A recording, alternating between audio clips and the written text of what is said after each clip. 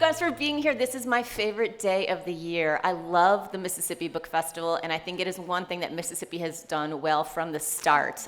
We have a lot to be proud of for all the people who come today, all the students who come, all the kids who come to get free books and have class visits by the authors. So it's always a special day, but today is our 10th anniversary, and I get to speak to Major Jackson. So yay, yeah. Now, y'all are here, so I bet you already know a lot about him, but if you don't, he's won more awards than God. That's a fact. So, an NEA and a Pushcart and a Guggenheim, that's a big one. Poetry editor of the Harvard Review. He's a named chair at Vanderbilt, where he teaches after many years being in Vermont. He also, in addition to all his accolades in the poetry world, he's also known as being a really nice guy in po biz. He supports younger people. He helps people come up. He shares his talents widely. And he runs a very popular podcast called The Slowdown. And if you have, a lot of you guys know it. Good. If you don't know it, I really recommend checking it out. It's gorgeous. So I'm obviously really happy to talk with Major today. And I thought I could ask some questions, and some of them I have selected poems that maybe you want to read. And then toward the end, I'll ask you guys if you have questions. So I hope as we go along, if something occurs to you, you hang on to it. But I was hoping we could just start, before we talk about your new book, with how you came to poetry. Sure. I was a fallen soul in Philadelphia, and I say fallen, I was perfectly fine. I was a teenager. I was very studious. I was raised by my grandparents. I was born to teen parents, and my grandparents were very seminal. Interestingly enough, they both were from Nashville, Tennessee, where I live now and where I spent summers from age 2 to 12. They instilled in me and my cousins a serious love of reading, so much so that they collected books from church basement cells and flea markets. And so, interestingly enough, we didn't have bookshelves, but we had books, and they were around the house. And so one rainy day, Grandmom said, no TV, read a book. And for me, that was finding, to my great surprise, that there were books in which the sentences didn't go from one side of the margin to the other side of the margin. I was like, ha. I discovered this little paperback edition of Robert Frost, and the other book, next time she told me, I found we had 2 books of poetry, and that was the selected poems of Langston Hughes. So when she asked me, did you read a book? I said, yes, I did. But both of those authors, I didn't realize, would have this really important seminal impact on me, so much so that when I went to college for business school at Temple University, specializing in accounting, I took a bunch of English courses. And eventually I stumbled into a Kwanzaa celebration on campus, and there was this little short woman reading these amazing poems, and that was the poet Sonia Sanchez. And instantly the next day I enrolled in her Black Women's Lit course. And then after that class, I took 2 of her poetry workshops. Prior to that, my relationship to language, those 2 books of poetry, but also came up in Philadelphia in the 70s and 80s, so I wanted to be a rapper. So many of us kids had our book of rhymes. So my relationship to language really comes through the ear and trying to outperform my friends, particularly during lunch. That's how I became a poet. I love that, and I just think of how many people out there would be so disappointed if their kid stopped being an accountant and became a poet, but maybe not your grandparents. That's a great story. I love that. Oh, they were surprised. They definitely were surprised. Well, everyone in this room is very happy for your decision. I promise that. That makes me think that maybe we should start now with the poem just so everyone can hear. And I really like why I write poetry, and I thought that might be, that's on page 196. That's a good choice. Yes. That's a good choice. So I'd like to tell the story of how this poem came about, which was simply teaching. I taught at University of Vermont for 18 years. So this would have been around 2010. I started teaching at NYU's graduate program, and I would fly down on Tuesdays, Monday or Tuesday morning, and I would catch the first flight out of Burlington, Vermont into New York. Often that was about 6 a.m., 6:30. And if I had a good cup of coffee, I would talk to my neighbor. You know, everyone wants to know, hey, where are you going down to the city? What do you do? So he asked me this question, and typically when I'm tired, if I'm not tired, I'll say, I teach. Where do you teach? University of Vermont. What do you teach? But if I'm tired, I'll say, I'm a poet. And then I'll start putting together a pillow for me to go to sleep at that hour. Because typically people don't know what to say when you say you're a poet. But just as I was about to rest my head, this guy said, why? And, you know, it was foggy morning. I didn't have a really adequate answer for him. So when I landed, I went to my office at NYU and started writing this poem, Why I Write Poetry. Because my son is as old as the stars, because I have no blessings, because I hold tangerines like orange tennis balls, because I sit alone and welcome morning across the unshaved jaws of my lawn, because the houses on my street sleep like turtles, because the proper weight of beauty was her eyes last night beneath my eyes, because the red goblet from which I drank made even water a Faustian toast, because radishes should be banned, little pellets that they are, because someone says it's late and begins to rise from a chair, because a single drop of rain is hope for the thirsty, because life is ordinary unless you plan and set in motion a war, because I have not thanked enough, because my lips moisten whenever I hear Mingus's goodbye pork pie hat, because I plant winter vegetables in July, because I could say the morning died like candle wax and no one would question that truth, because I relish being sent into the coat room in 3rd grade where alone I would turn off the lights and run my hands over my classmates' coats as if playing tag with their bodies. Because once I shoplifted a pair of Hawaiian shorts and was caught at the Gallery Mall. Because soup reminds me of the warmth of my grandmother and old aunts. Because the long coast of my dreams is filled with saxophones and poems. Because somewhere, someone is buying a Rolex or a Piaget. Because I wish I could speak 3 different languages, but have to settle for the language of business and commerce. Because I used to wear paisley shirts and herringbone sports jackets, because I better get it in my soul. Because my grandfather loved clean syntax, cologne, Stacey Adams shoes, Irish tweed caps, and women, but not necessarily in that order. Because I think the elderly are sexy and the young are naive and brutish. Because a vision of trees only comes to wise women and men who can fix old watches. Because I write with a pen whose supply of ink comes from the sea. Because gardens are fun to visit in the evenings when everyone has put away their coats and swords. Because I still do not eat corporate French fries or rhubarb jam. Because punctuation is my jury and the moon is my judge.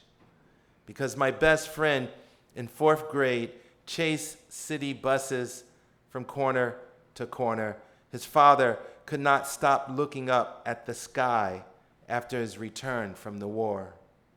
Because parataxis It's just another way of making ends meet. Because I have been on a steady diet of words since the age of 3. Oh, so good, so good. Woo, Major, I love to hear you read. Would you believe that this poor guy, his flight was canceled, so he had to drive this morning at 3 a.m. to get here for this panel, left Nashville at 3 a.m. and still reads that beautifully. Thank you. So as you know, we're here celebrating this beautiful book, New and Selected Poems, Razzle, Dazzle, just published by Norton. And, it's kind of a big thing in a poet's life to get the new and selected. It's normally a kind of a crowning achievement. This is, over 2 decades worth of poetry. It's 6 books. And I have a couple questions about that, if we could talk about, even the making of this book. How did you decide what to include and what to exclude? Let's see. First of all, it's so great to talk to Beth. I've been a long time admirer, very fierce, very funny poet, and also my pressmate. So really an honor to talk. I went about the task of choosing the poems by handwriting all the poems again. I went through each one of the books and hand wrote. And interestingly enough, this was a technique that I began in graduate school. The poets whose poems I loved and adored, I wanted to get into my body. And so I hand wrote, I won't tell you the poet, he'll come after me for royalties, but I hand wrote all of his poems, mainly because I wanted to get inside the sentence. I wanted to experience his particular syntax and his particular rhythm and how he heard. So I knew I needed to do that with my own work just to get reacquainted. I hadn't read aloud many of these poems in some years, and I have I had my own favorites in each one of the books. So the poems in a way were kind of foreign to me. Then I asked a friend who's been a friend since the very beginning to look at all the books. I paid a former student to do the same thing. And I met a poet who I admire, much younger than me, who I met at a writer's conference, and I admired her work, and I asked her to also read. I got feedback from all 3 and got their list, and did just kind of a triangulation, and that was really helpful. I didn't take all of their suggestions. I went with my own particular instincts, but that was really, really informative. The other reason why it's smart to have particularly younger poets read your work is you want to hear what sticks, what remains for them, because they have a different worldview than you and I. They even gave me feedback on language. As you know, there's certain language now that's off limits. And I always thought writers should have an app. A special app where you can type in a word. I have my producer, Micah Kilby, is a great poet, but she's also quite younger than me. And so when I write my scripts for the Slowdown, I really rely on her to do that kind of checking, which is fantastic. Then I recorded each one of me reading the poems to make sure the sound to my ear was still me. Because I was doing a lot of imitating of poets when I was first coming up, it might be easily read, oh, you can hear Sonia Sanchez, you can hear Philip Levine, you can hear Yusef Kumayaka, and those echoes are quite fine. I'm fine with those poets being a part of my creative DNA, but if it was too hewn to Yusef, and I read a lot of Yusef, I wanted to make sure that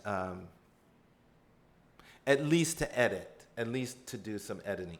And there are some poems in there that, a reader might say, hey, these 2 versions are different. What gives? And I just wanted to be a little bit more rigorous in pulling it together. Yeah, I was going to ask you about that too, only because I know some people, when they do a selected, they think I shouldn't revise anything from my youth because I'm a different person now. Right. And, if I went back and tried to, revise, I'd have to rewrite everything. Right. So they just try to remain faithful. But I did see that you gave yourself some liberties. Yes, not a lot. But I mean, the reality is, even when I'm reading poems aloud, because it feels like a performance, the poem is really acting as a script rather than a fixed artifact of who Major was at 34 years old, So that's why I gave myself that liberty. But I also did not want to revise that 34-year-old Major. So most of my edits are not heavy-handed. They're very kind of faint. What drove those revisions, I would say, was mostly my ear. Like, I just felt like, if I'm that it was maybe 1 or 2 beats more than I wanted in a line. I did not do, interestingly enough, I did not reformat poems. I didn't go through and create new line breaks. Do you want to read the poem Making Things? Yes, thank you for choosing that one. It's an awesome poem. It's on page 4. Thank you. Man, this is great. They tell you the page. You must have done this before. So the new part of these poems, what I didn't say that I probably should say is that I think every poet, even if you are not planning a new and selected or a selected, to go back and do that work of looking at your poems. It's a beautiful experience. And the experience for me had to do with the emotional lift of returning to life events or observations or arguments that gave shape to who I am today. And some of those memories were quite painful. So I called up my therapist, like, hey, I'm writing a book. I might need some help, So the other impact was there was a new relationship to language and a new relationship to the art to kind of go. It was quite moving to see what I was obsessed with in my youth.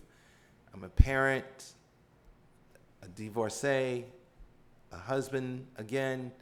I shifted locales, regions. All of that feeds the consciousness and can become a great challenge to it. So to go back to my work was to be reminded of not so much an achievement, but almost like an X-ray of your journey. That's what these poems, interestingly enough, are. But the art, the renewed relationship to my art had to do with not taking it for granted. When you're young, every poem you published was like a victory. Every reading felt like, okay, I'm building community. I don't want to take it ever again for granted. So in writing this poem, Making Things, the first couple poems have to do with the renewal of vows to the art of poetry. So that's the subtext of this poem. And I give a shout out to my grandmother, who, she wasn't a poet, but she sang, long A. Making Things. Suddenly, I had to skewer all my prayers and slow roast them in the open air kitchen of my imagination. I had to shovel fire into my laughter and keep my eyes from blinking. I had to fuss like a cook, simmering storms. I had to move like a ballet dancer, but without the vanity and self-consciousness of tradition. I had to blur my scars so I could write into time and carry the sensation of walking like a morose and heavy American sporting a yellow ascot over Pont Saint Michel. I want to be all razzle dazzle before the dark cloaked one arrives for a last game of chess. My font of feelings is a waterfall, and I live as if no toupees exist on earth, or masks that silence the oppressed, or anything that does not applaud the sycamore's tribute to the red flame like the heat beneath my grandmother's heart, who never raised a ghost but a storm. So, look at me, standing on the porch, laughing at the creek, threatening to become a raging river.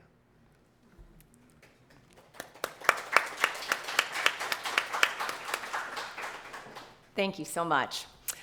Sometimes when I'm reading a poet's selected work, I have the experience of seeing their range narrow over the years, that they sometimes start out with a lot of influences and a lot of voices, and as they continue on with their career, they get really good at doing one thing and they just do the thing.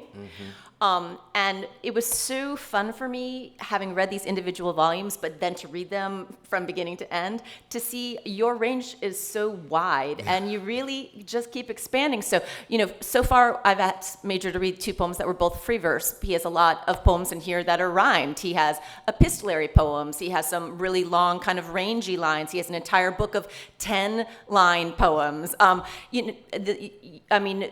There's very narrative poems in here. There's incredibly lyric poems in here. I mean, can you talk about this? It's such a pleasure, and it's so unexpected. Sure. There's several reasons for that. One, the writers who I was drawn to seem to have a restless imagination, or at least a relationship to the poem that felt exploratory, rather than the poem as this kind of fixed idea.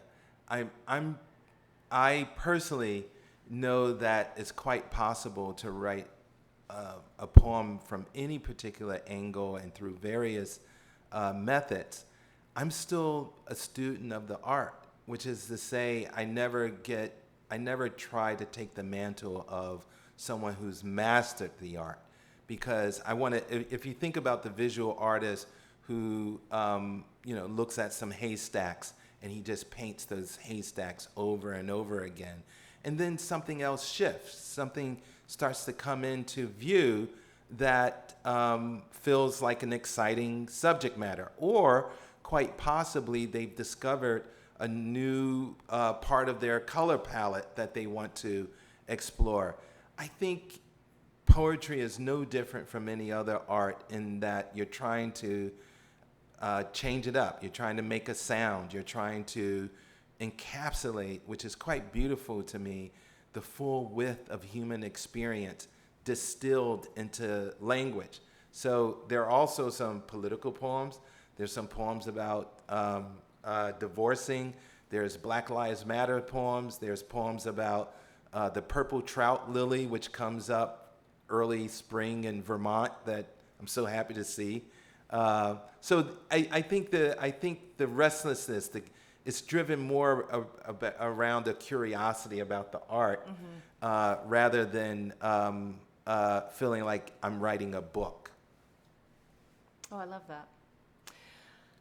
So I was thinking a lot about, how different some of your books are, but I was thinking about some things that remain constant throughout this large body of work.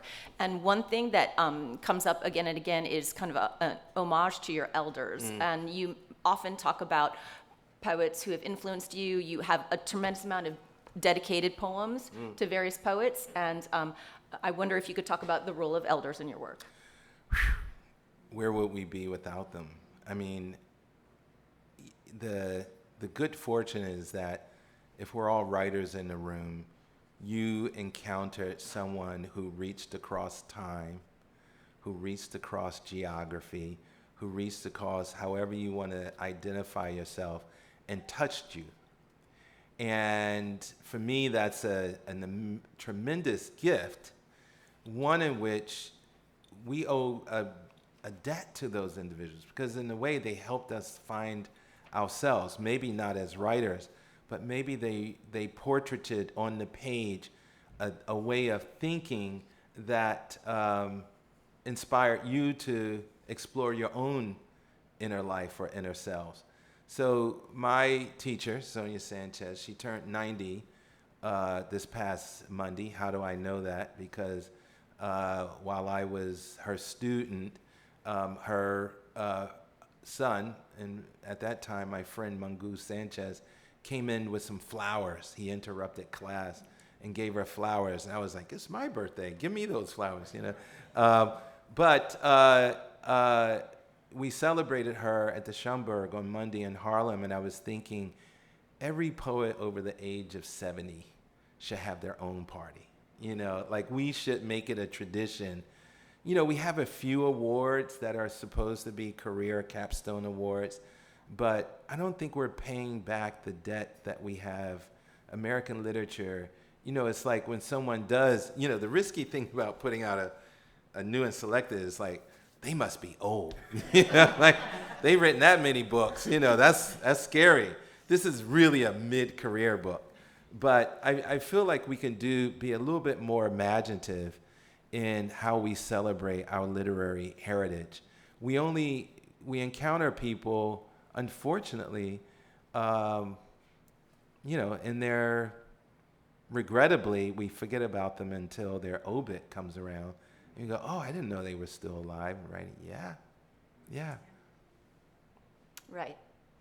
Yeah, I agree. It's sad that we only talk about how great poets are when they pass. We should have parties for everybody over 70. Absolutely.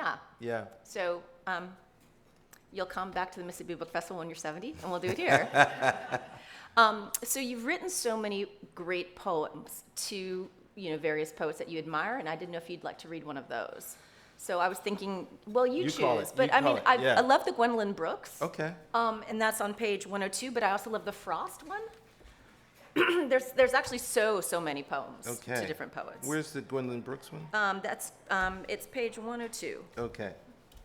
And then y'all will hear then through this, it's a epistolary poem, and it's a little bit longer, and this one's in rhyme. So this will be a different way of hearing something that he can Royale. do. Yeah, Rhyme Royale. Which is a 7-line stanza. The rhyme is A, B, A, B, B, C, C. If you pay attention to those sorts of things.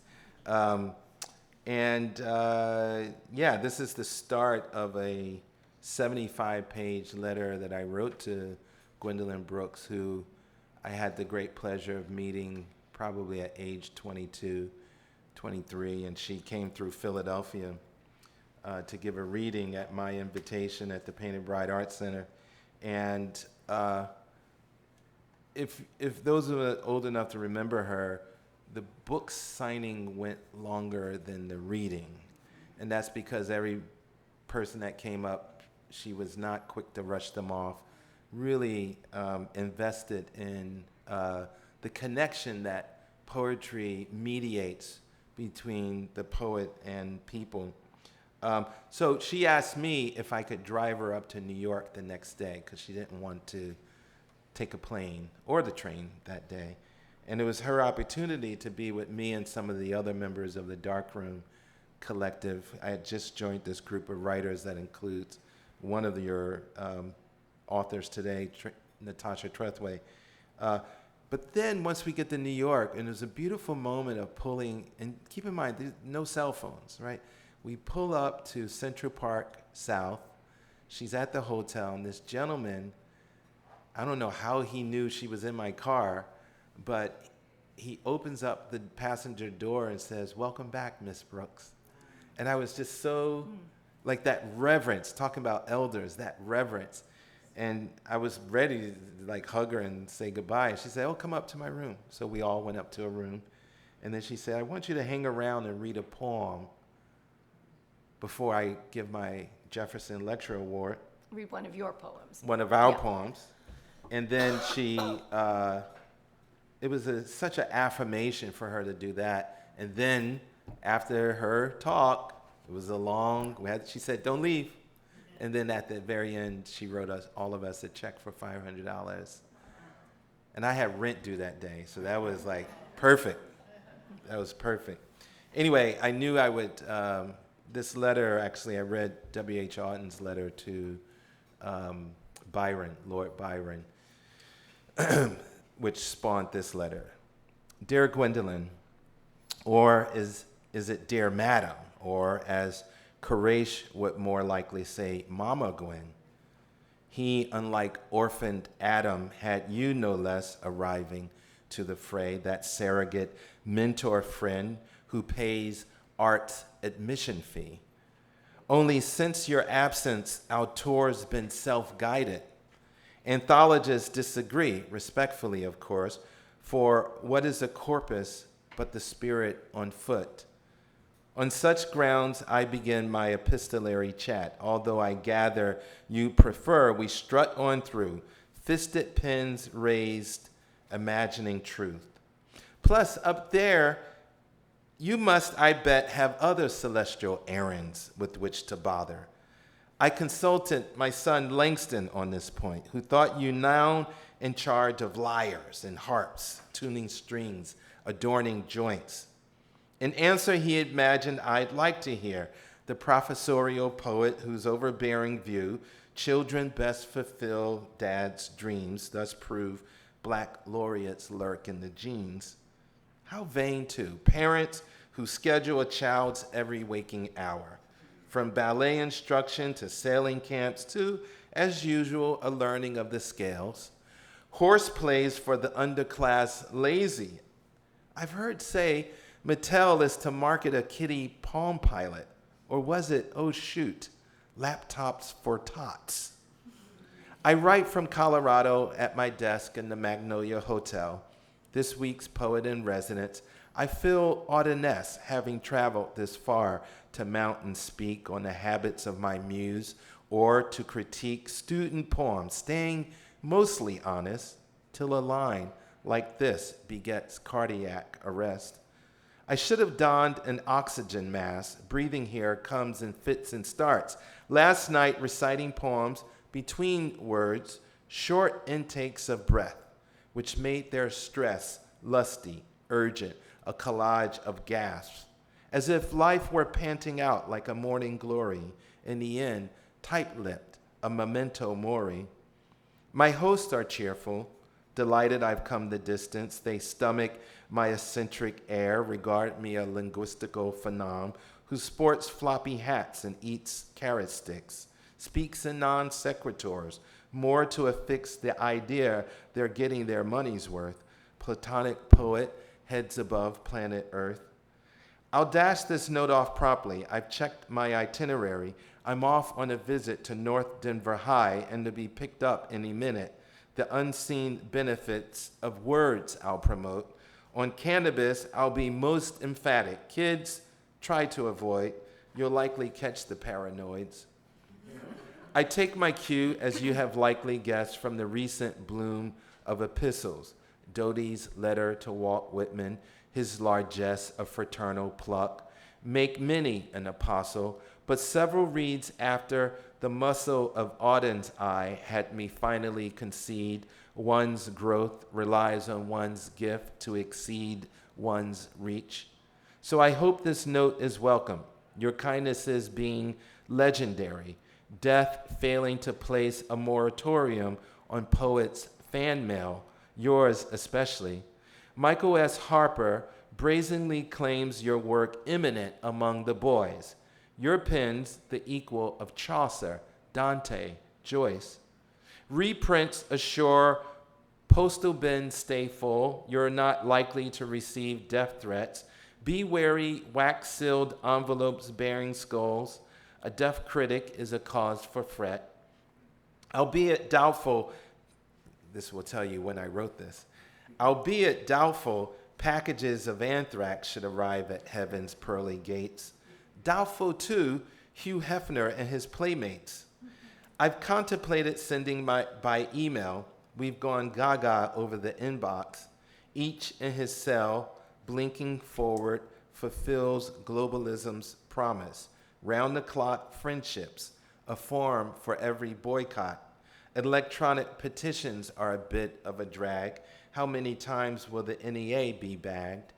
Thousands of fingers, even now as I write, draw near the keyboard's enter key in hopes of keeping at bay the strange sight of their faces reflected in the screen, or the dreadful lie that life is but a dream, the mean world seen through the inflated tear, callous enough to ignore our reckless fears. That was an inspired choice. I haven't read that in Yeah, years. I didn't tell Major in advance what I was going to ask him to read, and normally poets would probably like to know so they can practice. So you're like a fabulous jukebox. I just push the number and you make the music come out. It's awesome. So I was just saying a minute ago, I ended up thinking of different kind of through lines through your work, and I find a lot of your poems funny, and I was thinking that some of your humor comes out of the art of metaphor, and I really love your metaphors. So I was hoping you could talk about that, and then, I was thinking maybe read a little from Urban Renewal. Sure. Do you want to?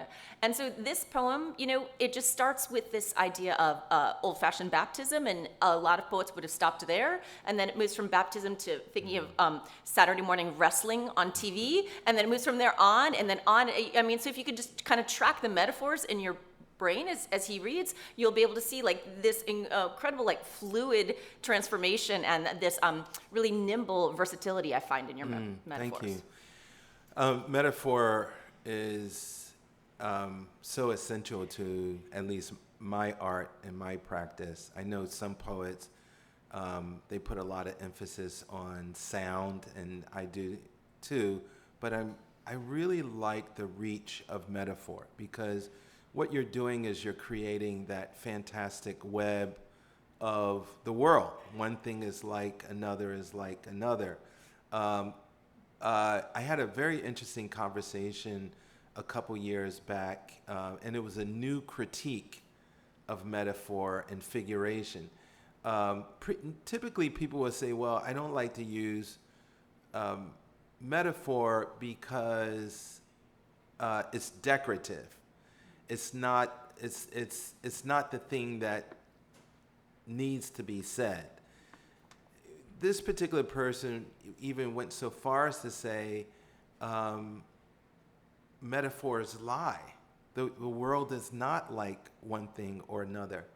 And for me, I did not think of it. I was hoping this was a poet that maybe someday they might change their views, because my imagination so thrives on a belief that what is out there in the world is a window by which to understand the great mysteries. And when we embark on metaphor, we're kind of walking through that door to find out what is this all about.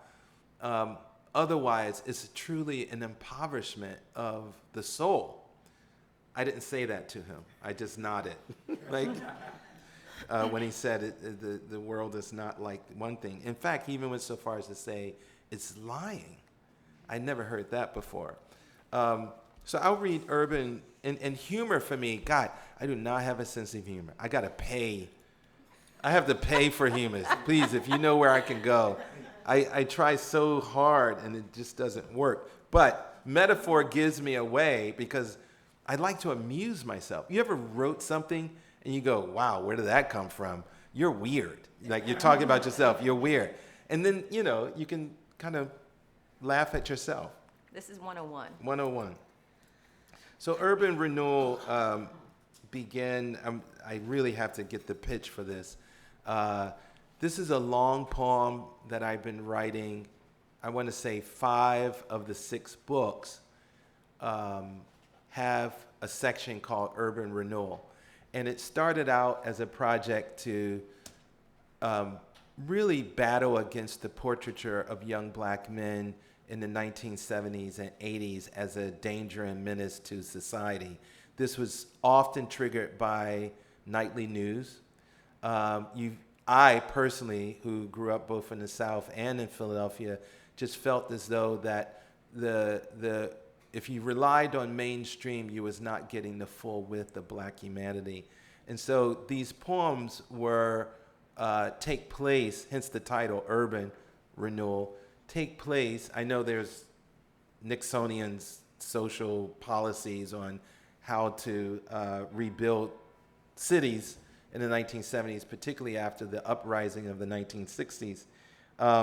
So there's a quick nod to that, but really it has to do with, I grew up in a church, faith, art, community. These poems were meant to kind of point to those themes. And over the years, it's interesting enough become a kind of almost it's a travel log, it's a journal in a way. And I'm hoping, I'm at 120 of these. I will retire this project at 360, so I got 240 more to write. Wish me luck, pray for me. This, as I just said, I grew up in a church, and I remember this moment of, we had this guest pastor who came through, and this was a very interesting, quick association. Would you call it old-time baptism or old-time? I might have, yeah. Yeah, something along those lines. That moment in church when I stared at the Reverend's black kente paneled robe and sash, his right hand clasping, it's a laying on the other hands, right? His right hand clasping the back of my neck, the other seizing my forehead, standing in his watch this pose, a leg behind him, ready to spring, his whole body leaning into the salvation of my wizened soul. I thought of the Saturday morning wrestlers of my youth who'd hold their opponents till they collapsed on a canvas in a slumberous heap, and how it looked more like a favor, a deed, though barbarous, a graceful tour out of this world, that schizotic departure back to first waters, and wondered what pains I endured. In Mr. Felty Berger's physics class, worshiping light, density, mass, preferring to stare long at snow domes or the carcasses of flies pooling above in the great fluorescent cover. And how beds are graves, my mother and father kissing each other's head, their cupped faces unhurriedly laying the other down. And how all locked embraces light in my mind from below in blue neon, like you'd find on the undercarriage of sports cars. And then what came was the baker stacking her loaves one by one into little coffers. And Desdemona's last surrender to Othello's piercing glance. And Isaac shone a militia of clouds over Mount Moriah. In the dying, we submerge in a baptism of pillows. And how we always loiter at this verge, there between rising up and falling back, as in now this tank of sound I'm swimming in, gripped between the push and yank of his clutch, caught in that rush of tambourines next to solemn trays of grape juice and bits of crackers held by deacons, when the Reverend, serious as a pew, whispered, "Fall back, my son, fall." Gosh, I haven't read this poem so long. So good. I love it. Well, I'm going to open up to y'all in just a sec, but my last question is something I'd like you to talk about before we take, hopefully y'all will have some questions. Do you want to talk about your work with the Slowdown? Thank you. As I mentioned, I have a great producer, Micah Kilbon. We are a 5 to 7 minute podcast on wherever you get your podcast. It's called The Slowdown, or you can just go to slowdownshow.org online. You can also find us on Instagram. The show was founded by Tracy K. Smith and then passed on to the great poet Ada Limon, our current poet laureate, who stepped down as the host to become poet laureate. And I want to say that I read a lot of poems. I read the journals. I read new books that are coming out. Some people put out a zine in San Francisco, and that was at City Light Books, and I purchased it because that's my job, is to try and find poems. The work, that's the fun work. The real work is scripting and trying to, we have a particular ethos. Most, as you know, what I love about this podcast is that it doesn't turn your radio or where you listen into a classroom. Our job is to try to find a human experience that connects to the poem. Although occasionally, like recently, we had a week of poems for teachers, canonical poems.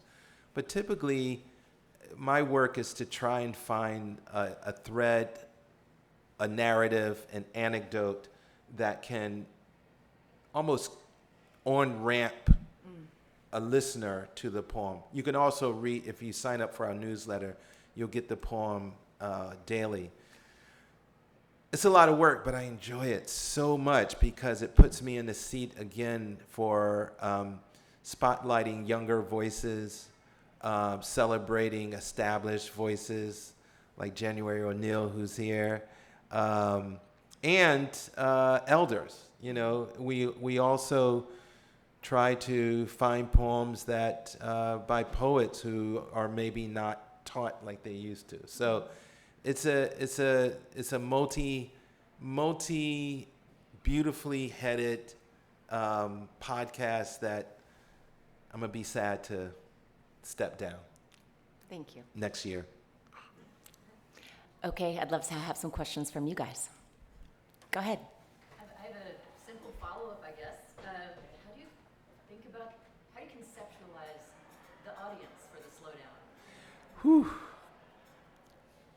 It's interesting. They did do demographic numbers, and I don't want to know them. Mainly because I want to put every listener I want to presume that someone's not a seasoned reader. And I want to be in a position of saying, hey, guess what? There's this poem. Actually, first of all, there's this art called poetry, and there's this poem written by this amazing poet, and I think you should hear it, and here's how I related to it, and I hope you find your own joy and relationship to it. So I try not to envision, but from what I can tell, from emails, kids have teachers that have them listen to it, which is really wonderful. I'll get notes from a guy in Australia who listens every morning with his children before he drops them off to school. People have made it a part of their either morning ritual or evening ritual. Thank you for asking that question. Is that Mr. Dixon? Hello, Jamie. How are you, my friend? That's my former student. I like to see my former student. So we have you to blame for this. Yes. Yeah, okay. I just double checking. I think I saw a hand back here. Go ahead. Yeah, hi. The way you talked about the urban renewal poems made me think about serial poetry, right? Like it's talked about by people like Jack Spicer or Robert Duncan. Yeah. The serial poems that kind of weave their way through different collections, different books. Do you think of them as serial poetry? What does that offer that like one-off, one-and-done poem? Great poem, particularly since this week I gave my students the assignment of writing. I won't see them for 2 weeks, so between now and then they have to write their own 75-page poem. I'm joking. They have to write a 3-page, 4-page sequence poem. I didn't want to name drop, but there's some very important books. I mentioned Auden for the letter to Brooks, but Ted Berrigan's sonnets, John Barrowman's dream songs, Robert Lowell's first notebooks, 68, 69, that would become history. Derek Walcott's everything from Midsummer forward is kind of a big, long, extended remix. The joy of it it's my mountain that I keep coming back to. Like when other poems are not coming, I can always say, oh, I can write an urban renewal. So, slogging up that mountain again, that trail. The benefit is, I want to recommend the introduction to M.L. Rosenthal and Sally Gall's classic modern poetic sequence. The introduction, he talks about the energy that is created when you have discrete poems and the accumulated energy that builds as a result of the project building. So it allows you to stylize differently around a set of themes, allows you different access, but each, and I strongly believe, each section should be its own, as you said, one-off, It's just that you're putting it within a constellation. And that's a whole nother level of approach to writing. The ordering becomes a really essential. He makes this assertion that American poets have yet to write an epic, but American poets have written these kind of long sequence poems, from Dickinson's Fascicles to Whitman's Leaves of Grass to Adrian Rich's Diving into the Wreck. Like, you can see how this becomes a very important kind of medium by which we express. Interestingly enough, I want to say both our fragmented natures, but maybe even more importantly, our plurality. We are a country that is defined by the richness of various cultures. I think that subconsciously that enters into our artistic practice and reflects kind of back to us. It's like a playlist. Yeah. Well said. Yeah. Thank you. Seeley. So at the beginning, Beth talked about you not narrowing, but continuing to expand. Mm-hmm. So I'm going to go another way because I know you began with hip hop. But for me, reading you over the last 20 years, I think a lot about somebody like Prince, who Prince had this understood that human beings are pie charts with multiple slices. So my question to you is, by constantly expanding yourself, Mm-hmm. it did for me, but I just want to know if you were consciously thinking about it. Were you consciously also thinking about there were other younger writers that you were going to be opening doors to, that they could do these other things, that they didn't have to just do one thing? I'll just repeat the question for people in the back who might have not have heard it, although it was actually much more beautifully said. Then I'll just try to summarize. When Major's work is so expansive and ranges through various styles and tones, were you consciously thinking of empowering younger writers to experiment themselves? Not consciously, but as soon as you said it, it was like, oh yeah, that's the other part of a corpus, is that it's creating models, like models were created for me. That's a very beautiful way, because I hadn't framed the new and selected that way. But the new and selecteds that were important to me from,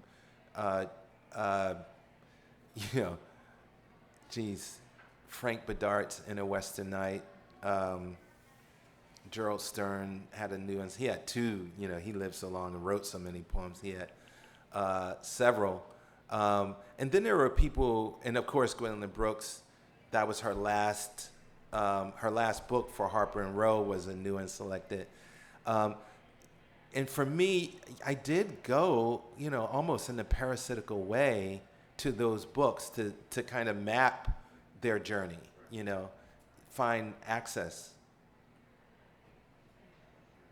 We have time for one last question. Go ahead.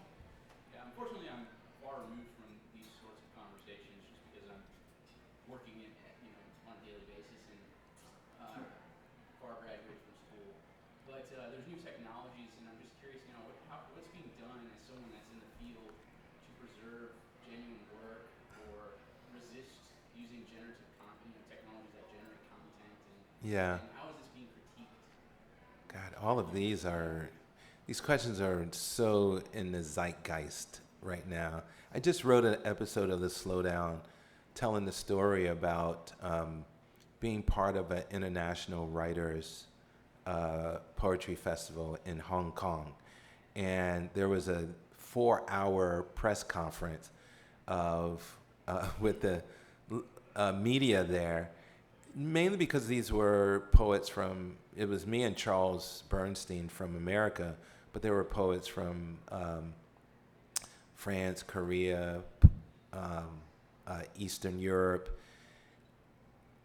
And I'll never forget the question by one of the journalists. All these cameras are facing us. And he said, "Dear distinguished guest, will artificial intelligence ever write a poem as accomplished as this group of poets here?" I was the youngest person there, so as you can imagine, everybody was like, "No!" Like we're all looking at each other, you know.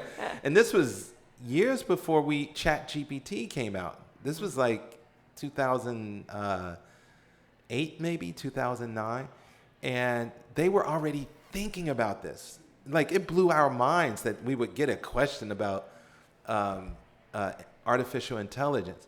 And I'll never forget the poet from Portugal who summed up everybody's, I mean, there was a lot of responses to that, as you can imagine, but he said, you need blood and experience to write a poem. He said blood, right? You need blood and experience. And no amount of dumping into large language models is going to create an algorithm that is going to match the wit, the depth of human experience and intelligence. Now, we might be proven wrong, but I'm going to stick to the side of blood and experience for a while, you know. And if we could think of a better way to get blood and experience than this beautiful book and this hour that Major has spent with us, I can't think of it. I want you to know two things. First, there's a cute Mississippi Book Festival volunteer, and she's making the panelists bracelets with puns on their names. So mine is, instead of Beth Ann Fennelly, it's Beth Ann Friendly, which I thought was cute. She asked me to give you yours, Major, and it's Major Jackson, Mississippi. Yeah, right? Yes. And the second thing I want to remind you of is that Major is going to be signing books outside at 12:15. So will Beth Ann Fennelly. Yeah, and in the words of Kenneth Patchen, people who claim to love poetry and don't buy a book are a bunch of cheap sons of bitches. See you outside at 12:15. Thank you. Have a great day. Can we thank Beth Ann Fennelly, please?